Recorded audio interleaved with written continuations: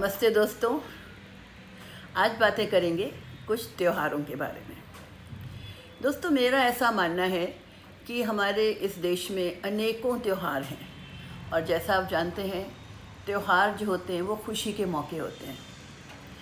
पहले ज़माने में क्या था कि लोग एक दूसरे से इतना मिल नहीं पाते थे, इतना ट्रांसपोर्ट के ज़रिए नहीं थे, गांव दूर दूर होते थे, शहर दूर दूर होते थे। तो इसी बहाने, त्योहारों के बहाने लोग मिल लेते थे, मिठाइयाँ खा लेते थे, सेलिब्रेशन कर लेते थे। आजकल शहरों में लोगों की जो ज़रूरतें हैं वो अलग हो गई हैं। लोग यूँ भी मिलते रहते हैं और तरह की भी पार्टी करते रहते हैं, इसलिए उन लोगों को अब त्योहारों का महत्व नहीं लगता है। पर मेरा मानना है कि मैं थोड़े से अपने प्रयत्न के साथ आप लोगों को त्योहारों के बारे में थोड़ा थोड़ा बताती रहूं, जिससे कि उनकी अहमियत आप लोग समझते रहें। आज हम बात करेंगे इस श्रावण के महीने की।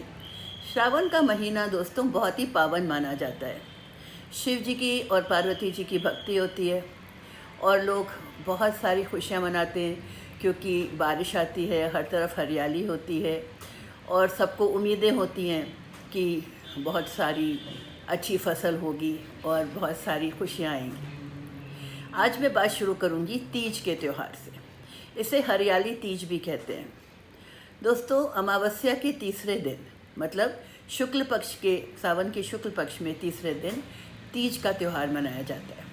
ये सुहागन औरतें मनाती हैं और ये पार्वती जी की ज़्यादा आराधना करती हैं। ऐसा माना जाता है कि पार्वती जी ने 108 जन्म लिए थे शिव जी को दोबारा पाने के लिए, और उन्होंने बहुत तप किया था, बहुत कोशिशें की थी कि उनको शिव जी जैसा पति फिर से मिल जाए।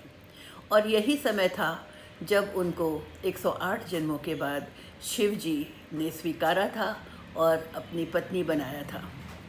इसलिए सुहागनें इस दिन पूजा करती हैं, आराधना करती हैं, व्रत करती हैं, सब सुहाग की सामग्री लाती हैं और सब इकट्ठा करती हैं। पार्वती जी और शिव जी की मिट्टी की मूर्त बनाती हैं, सारे सुहाग के सामान लाती हैं और पैरों में महावर लगाती हैं, श्रृंगार करती हैं, सजती हैं और फिर सब मिल करके शिव जी और पार्वती जी की पूजा करती हैं और ये मन्नत मांगती हैं कि उनका सुहाग अखंड रहे और वो बहुत बहुत सारी खुशियाँ इस दुनिया में पाएँ। वो अपनी सासू माँ को भी कुछ न कुछ तोहफे देती हैं, कैश देती हैं और उनके पैर छूती हैं और अपने पति के भी पैर छूती हैं। कुंवारी लड़कियां भी इस व्रत को रखती हैं इस उम्मीद में कि उनको भी उनका मनचाहा पति मिलेगा।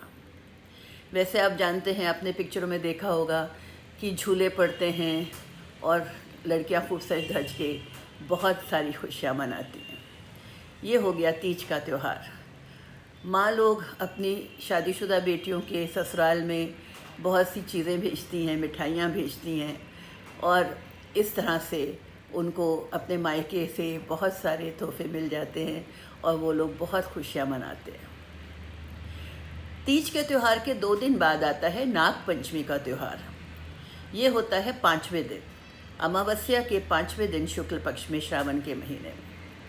अब नाग पंचमी से तो सब समझ ही गए होंगे कि ये त्यौहार नाग देवता की पूजा के लिए होता है।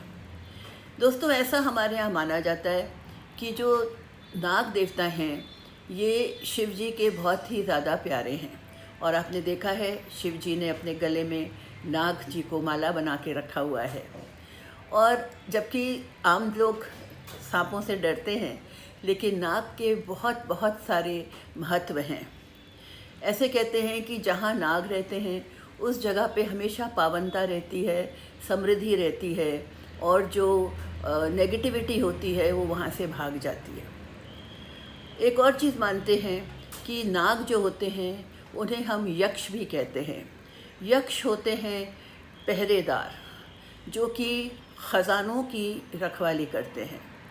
पहले ज़माने में कोई बैंक नहीं होते थे और कोई लॉकर्स नहीं होते थे, तो लोग अपने जो भी ख़जाने होते थे, ज़ेवर होते थे, उनको गाड़ देते थे और पूजा करते थे कि हे नाग देवता, आप हमारे ख़जाने की रक्षा करना। और नाग देवता उसकी रक्षा करते थे।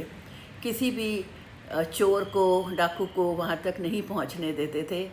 सिर्फ जिसने वहाँ पे धन रखा होता था वही आके वहाँ से उसको ले जा सकता था। नाग पंचमी के दिन नाग जी की पूजा होती है। ऐसा मानते हैं कि नाग जी को दूध से नहलाया जाता है और उनको दूध अर्पित किया जाता है और सब लोग बहुत ही ज़्यादा उनकी पूजा करते हैं, मंदिरों में जाते हैं और ये भी एक बहुत ही महत्वपूर्ण त्यौहार है।